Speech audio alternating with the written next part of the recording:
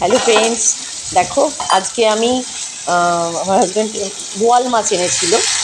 তো সেই বোয়াল মাছটারই আজকে আমি ঝোল বানাবো। খুব সিম্পলভাবেই বানাবো। দেখো আমি পেঁয়াজ কেটে নিয়েছি, টমেটো নিয়ে নিয়েছি, একটু আলু কেটে নিয়েছি লম্বা লম্বা করে।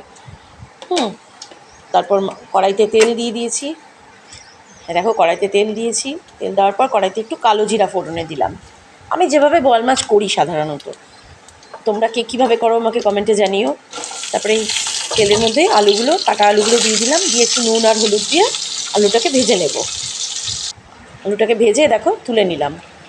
আচ্ছা, তারপরে এই মশলা বেটে রেখে যে পেঁয়াজ আর টমেটো যেটা ছিল সেটা ওই তেলের মধ্যেই আমি আরেকটু তেল দিয়ে যেটাকে দিয়ে দেখো ভাজা ভাজা করে নিচ্ছি।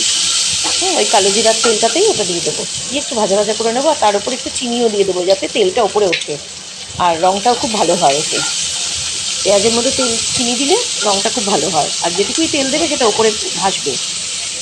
আচ্ছা, তারপরে এটা পেঁয়াজটা ভাজা ভাজা হয়ে গেছে। দেখো এবার আমি এই বেটে রাখা মশলাটা, একটু আদা আর কাঁচা লঙ্কা আর পেঁয়াজ বাটা, এবার হলুদ দিয়ে দিলাম, বাটা মশলা দিলাম আর হলুদ দিলাম। দেওয়ার পর এর মধ্যে একটু নুন দেবো। নুন দিয়ে মশলাটাকে ভালো করে কষিয়ে নেব। ভালো করে কষিয়ে নেব মশলাটা যতক্ষণের থেকে তেল ছাড়বে। ঠিক আছে, দেখো তারপরে মশলাটা ভালো করে কষে গেছে। এরপর এর মধ্যে একটু জল দিয়ে, খুব বেশি জল দেবো না কারণ একটু কষা কষাই, বোয়াল মাছ একটু কষা কষাই ভালো লাগে খেতে। আমার বাড়িতে তো বেশি ঝোল বোয়াল মাছে কেউ পছন্দ করে না।